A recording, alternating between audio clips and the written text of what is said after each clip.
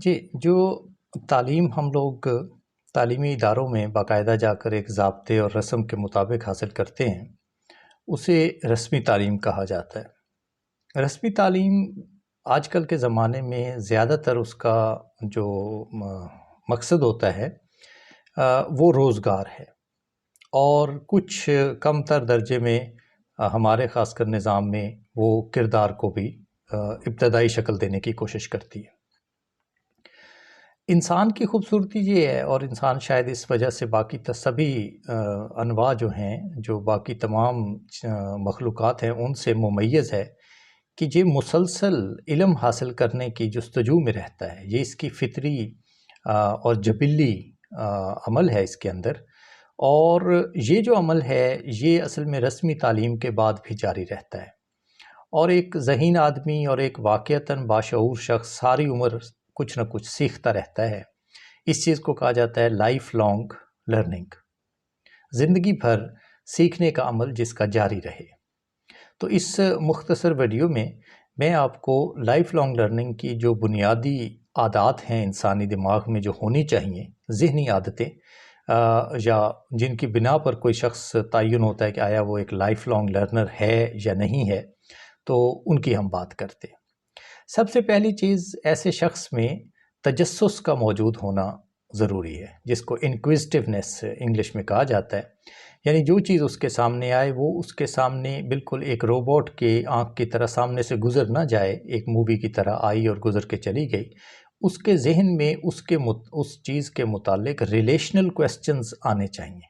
یہ بہت اہم سوال ہے، ریلیشنل کویسچنز، میں دوبارہ لفظ کو دہرا رہا ہوں، ایسے سوال جو سامنے موجود چیز کے تعلق پر سوال کرے مختلف چیزوں کے ساتھ۔ مثلاً یہ چیز جو آئی ہے سامنے، یہ کہاں سے آئی ہے، یہ کیسے آئی ہے، اور یہ کس چیز کا نتیجہ ہے۔ یہ سوالات جو ہیں یہ ظاہری معلومات سے بڑھ کر ہیں۔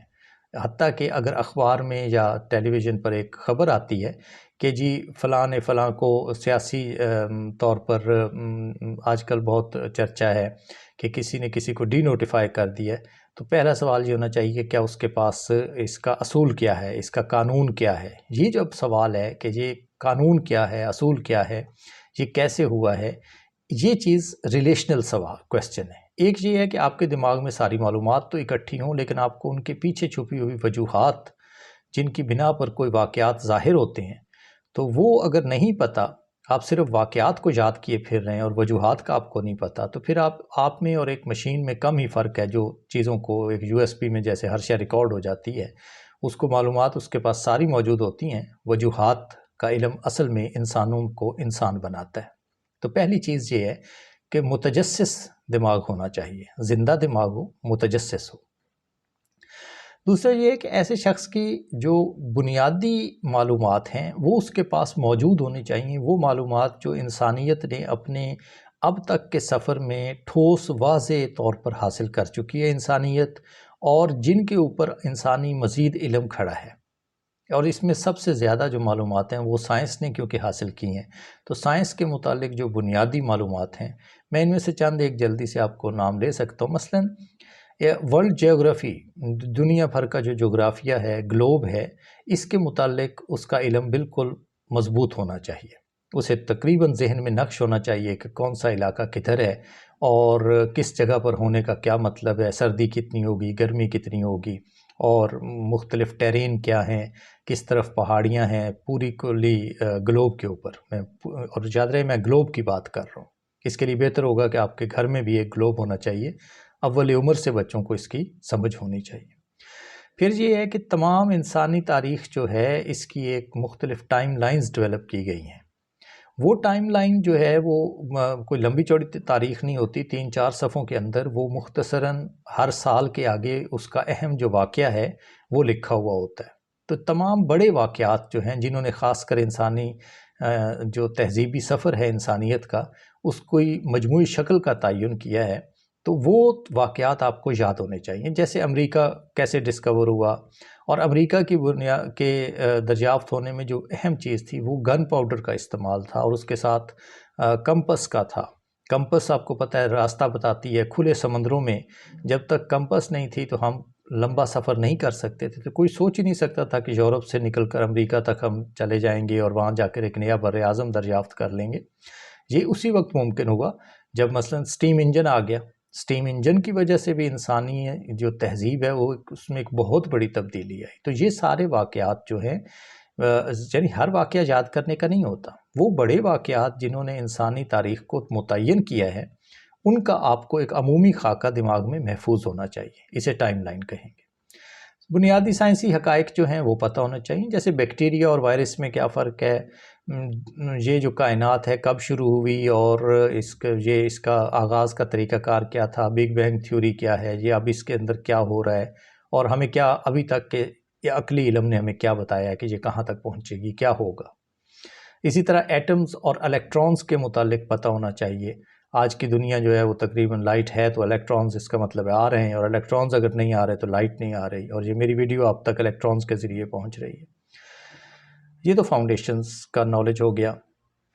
اس کے بعد اگلی جو عادت ہے بہت ضروری، وہ یہ ہے کہ ایسا شخص دو چیزیں کے درمیان فرق کیجئے، پروڈکٹ ورسز پروسیس۔ ایک پروسیس کو سیکھنے سے سمجھنے سے آپ لاکھوں کی تعداد میں پروڈکٹس کو سمجھنے لگیں گے، کیونکہ ایک پروسیس سے لاکھوں ہزاروں ان گنت پروڈکٹس پروڈیوس ہوتی ہیں۔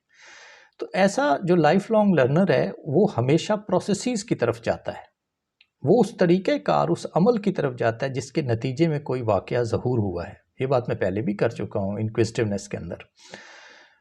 جہاں پر یہ ہوگا کہ مثلا اگر وہ بارش کو دیکھتا ہے تو وہ فوراً اس کا ذہن اس طرف جائے گا کہ یہ بارش برسنے کا عمل کیا ہے، کیا مجھے پتہ ہے اس کا، اور وہ معلوم کرے گا کہ کیسے سمندر میں گرمی سے بخارات اٹھتے ہیں، وہ سامنے ہمالیہ سے ٹکراتے ہیں اور واپسی لوٹنے پر وہ گاڑھے ہو جاتے ہیں، ڈینس ہو جاتے ہیں، ٹھنڈے ہوتے ہیں، تو جب ان ٹھنڈے وہ ڈینس واٹر جو پانی کے قطرے ہیں وہ نیچے گرنے لگے ہیں، یوں یہ بارش ہوتی ہے۔ کیوں مونسون آتی ہے خاص مہینوں میں، اگست میں ہی کیوں آتی ہے ہمارے اس علاقے میں، بنارس میں، انڈیا میں تو ذرا پہلے آ جاتی ہے۔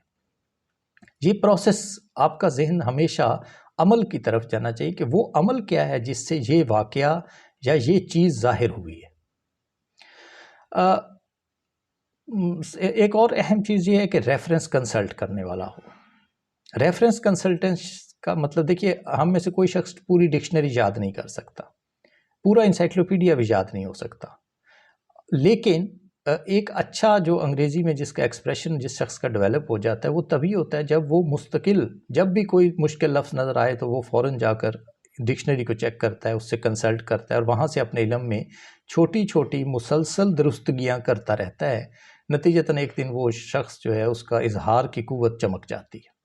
بعین ہی علم کی یہ حالت ہے، آپ کے پاس ایک اچھا انسائکلوپیڈیا، اور اب کیونکہ موبائل ہر ہتھیلی میں موجود ہیں تو ایک اپنے موبائل پر آپ کو اچھا انسائکلوپیڈیا کی جو ایپ ہے، خاص کر آف لائن ایپ، تاکہ وہ آپ آن لائن نہ ہوں تب بھی آپ کو مل سکے، وہ ہونی چاہیے۔ اور ساتھ اس سے زیادہ بڑی چیز یہ ہے کہ عادت ہونی چاہیے، سامنے آنے والی ہر چیز کے متعلق آپ انسائکلوپیڈیا سے ضرور پڑھا کیجیے۔